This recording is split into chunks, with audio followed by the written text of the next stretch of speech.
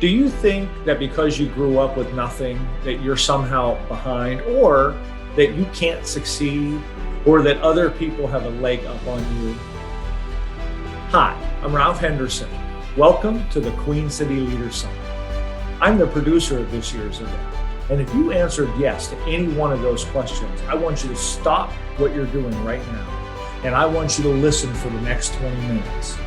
You're going to hear an interview with a young man by the name of TC Stallings. If you don't know who TC Stallings is, I promise you are in for a treat. But more importantly, I want you to listen to the lessons that TC has learned through the years as he came from nothing and as he persevered through the game of football and now as a Hollywood actor. You're going to be very inspired, but more importantly, I believe you're going to be encouraged and equipped to do what it is you're designed to do, just like TC did. Enjoy this interview.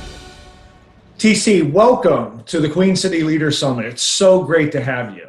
Thanks, brother. I appreciate it. Thanks for having me. It has been a few years. I know 5 years ago you were in Charlotte. You were filming a movie, which ultimately became the #1 movie in the country, and that's exciting, and we will get to that in a few minutes. Oh, man. What we're going to talk about today is leadership. And, you know, what this audience is listening to, they're listening to leaders and aspiring leaders and people in leadership development. And they're hearing from all different angles. But I think your angle is going to be unique, and I'm excited about that. And I want to talk about your walk. And specifically, I want to talk about it as it started in your college days. Can you maybe give us a little bit of background of what happened up to this time in Louisville that you had this transformation as it relates to leadership? And then we'll dive into specifically what happened at the college. Yeah, absolutely. Again, thanks for having me. I think the most important thing about, that time period for me, I will back all the way up to how I even came into this world. Because I came into this world, I always like to say, as an underdog, with all the things that are stacked against you. And I didn't have a father figure in my life at the time. I lived in a low-income neighborhood. I lived in a dangerous neighborhood. I lived in a violent neighborhood. My family unit wasn't the tightest. And the reason, I say all these things isn't for sympathy or anything at all. It's to paint that picture of all the things being stacked against you, because that's going to come into play later in the story and in my life. But that's the way I grew up, and I wasn't even taught things like achievement, goal setting, none of those things right off the bat. That kind of wasn't the standard in my family. My family standard was just to simply survive, don't get killed, and that will be good enough, And so that's kind of how I grew up.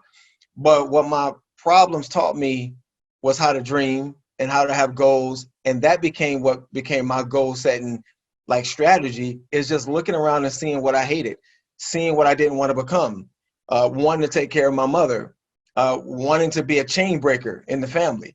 So all my goals and all my dreams and all my desires, and even the motivation that you need to achieve it, all you had to do was look around. All you had to do was come home and see that there's been a drive-by through your house, and you want to get out of that neighborhood. You want to get your mom out of that neighborhood.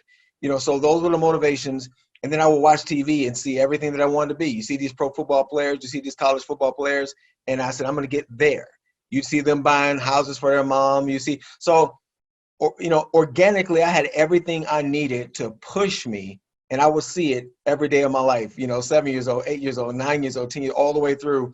And so for me, I I need to find out what is that thing that I'm good at? What is that, thing that I'm going to use as a vehicle to get there?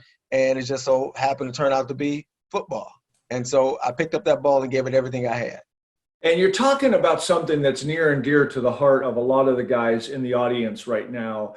And that is, a lot of us fall into that, well, I'm not good enough, or I didn't have enough, or I just, I'm not strong enough. And, as well as I do, there are guys right now sitting in this audience that are going through that. And, you've painted a really nice picture of the fact that you came from there too. How do you inspire them for just a few minutes? I can't separate my faith from my real life because I live my real life through my faith. Here's a cool thing though. At that point, I didn't even have the type of faith I have right now. At that point, I was just at the mercy of life. Like, external factors would always dictate things to me, meaning, I mean, I'm the youngest of six. I can't make any decisions for myself. So I am a product of my environment. I am under the rule of my environment. If my mother moved somewhere, I had to go. So I didn't have a whole lot of control. There's this word that I love to use that is just so cool in situations like this, and it's called grace. And the other thing is purpose. So I'll say two words: grace and purpose. By God's grace, none of those things stopped me from becoming from getting on the road to becoming who God wanted me to be. And my purpose that he created for me didn't call for me to fall victim to those things. So I know a lot of people would love to jump on you guys with a lot of anecdotal answers. I will tell you this: you have no control of your beginnings like that. You are at the mercy of grace and purpose. Not so much the environment, not so much the external factors. They can be there all they want. But the drive-by didn't kill me. Praise God for his grace. The impoverished situation didn't stop me from creating, goals and dreams and desires and working hard and finding out what I was good at, because that's God's grace and his purpose for my life. So I will tell you right now that there is God's grace for you, and there is a purpose that he has for you, which, if you put your trust in that and just not keep your eyes so much on everything that's in your way, you will focus more so on the journey in front of you. That's why I got this tag I always go by called Eyes Fixed. I fix my eyes on what God has for me, and I don't even look this way. You know how horses wear the blinders? That's because they're running a race against people that's trying to stop them. They're running a race against other horses that want to beat them. And they wear the blinders so they can't see how the other races are running, because it'll just distract them and they go looking this way or looking that way. But with those blinders on, they can only see where they want to go. And so I focus on the grace and purpose that God has for me. And he put me in the race, and I'm sure he'll equip me to run this race. And so that's how I do it. That would be my encouragement to you guys.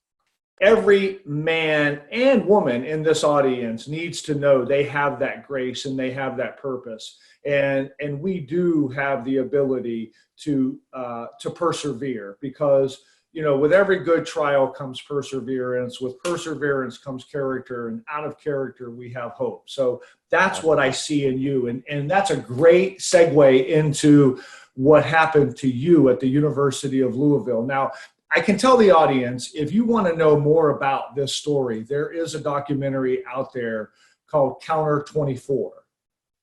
24 counter. Yep. 24 counter. That's right. And you need, if you get an opportunity, you need to see 24 counter. It will explain this story. But briefly, if you can, just tell the audience what happened. What was that transformation that you went through in college, and what happened as a result of that? That kid went to college with a chip on his shoulder, a huge chip. So you got this chip. I felt like an underdog. I have a goal of wanting to get my mother and my family out of the ghettos that we were in. I want to make something for myself. I was the first male in my family to graduate high school, and then I was the first first person in my family to go to college. So I had a lot of that going for me. I would consider myself successful already at that point, but it was what I was taking with me in terms of what's responsible for the success that I kind of didn't have the right perspective of just yet. In my mind, it was me, and it was my drive, and there's a little bit of luck, and that's kind of what I went into it with. As far as my faith, I didn't have that the way I needed to have it. It was God, all that stuff, he just went along for the ride. God was my genie. God was, hey, I rubbed the genie and say, I want to get a scholarship in it. And, so being that, I always say this, and this is something great for business. The worst thing you can do is succeed at doing the wrong thing. When the wrong thing works, it's so hard to do the right stuff. Like, when irresponsibility and laziness works and you get what you want anyway, you won't be a person that is more proactive, and all the things they tell you to do, because the lazy stuff's working. So for me, that's kind of how it was. I was making headway. I was achieving all these great things, and I wasn't even really hard, fast on my faith. Jesus was not the Lord of my life. I didn't even talk about that kind of stuff. He was a religion, a habit. I get to college, and to make this story just knot it up, I just had somebody who really knew what it took to be a true Christ follower call me out on my faith. And when he called me out, I studied with him, and I kind of made a whole 180 about how I treated the Lord. I took my career and I put that behind Jesus and put him in first place where he belonged. Now I'm prepared to live life the way he wanted me to live. Problem is, and some of you probably know this, when you make a change like that, it affects people around you. So everybody who was used to the old TC had a problem a little bit with the new TC. And I started to face challenges from those who wasn't on my level and didn't believe what I believe. And it came in the form of someone that appeared to have control over my success. And when that happened, I was given an ultimatum. Either get with the program, you know, and I'm talking about the coaches at my college, you know, get with the program, chill with all this, you know, you better than everybody, this Jesus stuff. Because sometimes your mere presence can affect other people, you know, all the coarse joking and all the stuff. I'm not doing that no more. So now I'm a little bit of a downer for the moment in the meetings and things like that. So people, you know, my coach just hit me with an ultimatum. Hey, chill with that, or you ain't gonna be playing. And in life, man, when you know, I'm trying to help. Remember, those goals come back to me. My mom, my family. By that time, I was married or getting ready. I was engaged, and I wanted to start a family. And just you're weighing these things. And what hit me was a scripture. In the Bible, he says, if you deny me before man, I'll deny you before the Father. But if you honor me before man, then I'll honor you before the Father. I chose to honor him, and that coach hit back with all the persecution you could ever want. And so when you watch the documentary, you're just going to see that I was faced with decisions about being who God called me to be, being myself, being, you know, sticking to my values, sticking to my beliefs, no matter, you know, the size of the check, the temptation to compromise what I really, really want to do, what I really know I'm called to do. That can be rough when you think about what you're going to lose. But I felt like what I ultimately was going to lose was a favor of God, and I didn't want that. So that's a brief summation of what you will see in this story. And I think you all will be inspired by it. But I can just tell you this. The choice I made will be one that will last with me a lifetime, and I'm still living by it right now. You hit on two great things. One is something I hear all the time with professional speakers. As a producer, I heard a mentor say to someone one time, he said, you know what your biggest problem is, to a pretty good presenter. And they said, what is that? He said, you're pretty good. And so you've settled on average. And right. And I think that's what happens to us in life, whether it's sports or speaking or what have you. We have natural abilities. Mm-hmm. And if we're not careful, we'll rest on average because everybody tells us we're good at whatever that is. And the fact that you, and I'm going to take this to the second point that you made really clear, you took that over to your why am I doing this? That's you know, right. You thought about your mom, you thought about your fiance, and you were like, no, I know I'm a good football player, but I want to be a great football player because good football players are average or they're mediocre, and great football players take care of their moms, take care of their families. And that's what I saw in the documentary, and that's what I see in you. And those are the things I want to resonate on this audience. And I want to leave them with one final note on the documentary, and that is when he said, when your quarterback looks at you and says, let's go, Tony, ace right, 24 counter. Yeah, and boy, I like I said, when y'all see this, man, everything that led up to that point, that's why I call the film 24 counter. I go to my childhood and I bring you all the way up to that moment when he called my play. Man, when life calls your play, you just got to be ready to run it. I knew 24 counter like the back of my hand. But all the thoughts that were going through my head is like, don't mess this up. Don't, you know, and you had to run that play. But, man, when my number got called, like I said, God had prepared me for that moment. You know, life, I was ready. And that's all you got to do is be ready. And so why be good when you can be great? Why be good when you can be better? And why be better when you can be the best? I want to maximize my talent. I don't want to, all that sets you up for is a life of regrets. You'll look back and be like, dang, 75% was working, but man, what would 99 to 100% would have done?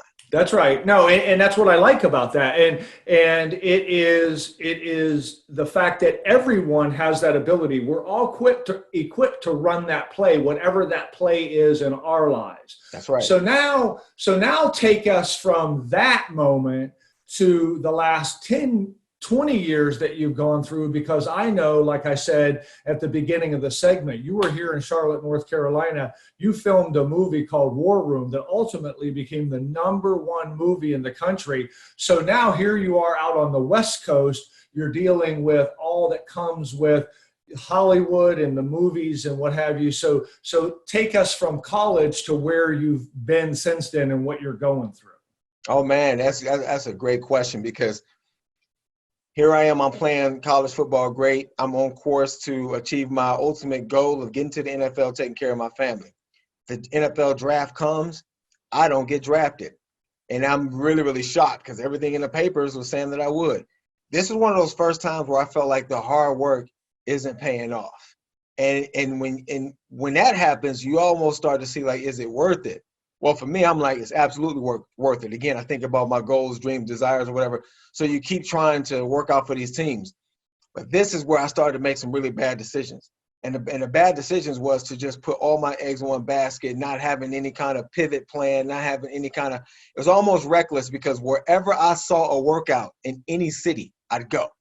And I'm like, I'm fast. I'll run the – you always think it's going to work out, and there's nothing wrong with that, but it has to be in balance. Like, you got to do this smart. And so I go to Cleveland, I go to Buffalo, I go, Indianapolis, I'm running. I remember Peyton Manning walked past me in Indianapolis. I'm like, oh, I'm definitely making this team right now. He's going to be handing me the ball. And it's just all of these, none of these teams call me back, and I'm watching everybody else make it. And then you get upset, you get envious. Well, the next thing I know, I can't even afford to live my life, because I haven't been doing anything else. I refuse to go take a job, because you can't work 9 to 5 and still be prepared for an NFL workout. I got to be on the track. I got to be running. I got to be lifting. I made the choice all in. I got all my life to do some job I hate. I'm going to get – so what you listen to this and you're probably like, man, that's the kind of drive you got to have. But, man, I don't know what else to call it, but you can't have dumb drive. You can't have reckless ambition. You got to have a plan. So for me, what ended up happening was I got to the point to where I had to go live with my mom, with my family. I got a daughter now, and I had to go live, and I had to kind of reset. So I left college early to get my degree. I left college early to go to the NFL. When all that didn't work out, I made the plan to go back, and I finished my degree. And I got my degree, and now I got the two things running linear. I'm either going to make it with my degree, or I'm going to keep doing this football until the wheels fall off. Well, this is where God shifted my passions. In 2008, I go to see the movie Fireproof. And just to make a long story short, I saw that movie and felt like, hey, I can do that. I'm like, I'm looking in this theater. All these men and women are crying and talking about fixing marriages. This movie has power. This is crazy. And I had already dabbled. Those who know me know I dabbled in acting a little bit. So I'm like, I think I know what I want to do. If this football thing don't work out, I want to act like I did when I was a kid. I'm like, this. I said, who made this movie? My wife say, looks like we're looking at the credits, the Kendrick brothers. Okay, I'm gonna go pray, and I'm gonna say, Lord, I want to do this. Let's just make sure I'm not a prisoner of the moment. Don't want to have no dumb ambition. Are you calling me to act? Because my heart is thumping through my chest. If so, I want to work with the Kendrick brothers. A year later, I'm working with the Kendrick brothers. And my first role was Courageous, in the movie Courageous. Whole another interview for a whole another day, how I found those guys, but I tracked them down, and I got the shot. Excellent. So then the next thing was to pray about what to do with that. I had learned to kind of walk through everything with a plan now. Prayed through it. And I'm like, I don't really know what to do with this. I'm in a movie. I'm on the big screen. But, I live in Louisville, Kentucky, and I'm running a personal training business. I don't know what to do. I get a phone call from an agent in Hollywood. Now, this don't happen, man. This don't happen, y'all. I get a phone call from a Hollywood agent that literally said, we saw Courageous.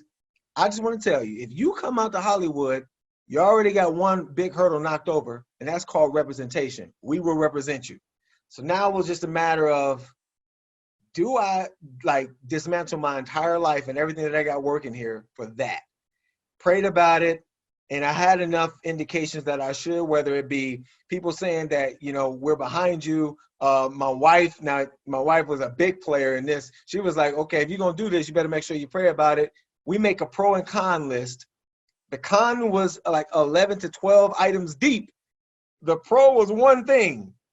If I make it, I can show as a Christian that you don't have to get dirty to make it, because I'm going to go out there and I'm not going to compromise my faith.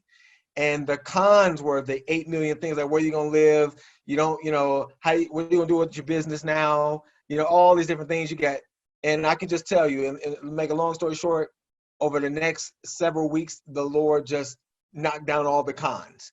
Let's just say that. I got people telling me, don't worry about the sessions you owe me. We want to see you make this happen. Someone calls me and say, hey, we're in the area looking for business. If you should leave, we would like to assume your lease. Like, all these things started to happen. So then I went out there on faith, 3 years later, and I came out to Hollywood with the shirt on my back, my car, and my family. Nothing, no home, no anything. There, we have to fill in the gaps and talk about the connective tissue to all of this. But let's just say 2012, I came out here. 3 years later, I woke up in the #1 movie in America. I had agent, I had managers, and I was the #1 actor 3 years later in a movie about Jesus and prayer, which is what I used to even get out here. So, man, I told that story. I really glossed over a lot, but that's great. And I hate that we're out of time, but I got to tell you, if this audience isn't inspired right now, they are asleep. And I can't thank you enough for what you talked about. So if they want to see more of you, we've talked about the documentary, we've talked about War Room. You brought up Courageous, which is another great movie. They can see you. Is there any other way they can maybe see something that you're doing currently, or how would they be able to see what's happening in your life right now? Well, from what I know, usually we have about a couple of minutes to, promote our stuff. You know what? I will tell you this. My website is tcstallings.life. You go there, you'll see anything you need. But I don't want to mess this up. I want to talk about you, and I just want to tell you, out here in Hollywood, all I can tell you is the best thing that I've done is stick to being the man that God has called me to be. Never compromising who I am, never compromising my faith, my belief, the dreams that I believe he gave me. I stick to those things. And there's constantly pressure coming at me to try to have me abandon that. By not doing that, I have been able to achieve everything God has want me to be. So if you look at anything that I've done, the one thing I want to stand out is this dude don't compromise. He stays behind the Lord in prayer. And at the end of the day, I'm going to be face to face with God. And I want Jesus to say, hey, well done. You didn't compromise. And that has been the key to my success. And it has been the painful moments, because it ain't never easy, but I call that ordained pain, because I've stuck on my purpose. And I don't want the pain that we get from the decisions we make on our own. We don't want that. If there's going to be pain in my life, I want it to be a part of the purpose God has called for me, because it's going to grow you. It's ordained pain. It's meant to happen. It's like going to the gym and working out. You sign up to hurt, but the muscles come, and that's what you signed up for. So I just want to encourage you with that. Enjoy the rest of the conference. Thanks for having me here. And thanks again. And just keep me in your prayers as I continue to just live uncompromised and do what God has called me to do. Well, I got to tell you, brother, you can count on all of that. Thank you for believing in yourself, for truly being tenacious in what you felt God wanted you to do, and just being real to that. And if you can survive in football and you can survive in Hollywood, you've got the vote of this entire audience. And I look forward to how God's going to bless you from here on out. Thank you so much, and God bless you. Thank you, brother. God bless you guys. I ain't done, and neither are you. Let's go. Wow. Didn't I tell you? Very inspiring. But more importantly, I hope it encouraged you with the principles that TC had in just being tenacious and applying what he knows he's designed to do. And you heard what he said. He's not done, and he hopes you aren't either. I encourage you, look deep inside, find out what you're made to do, and be tenacious. I look forward to hearing and seeing what that is. Thank you so much for being here. I look forward to meeting you. Enjoy the rest of the show.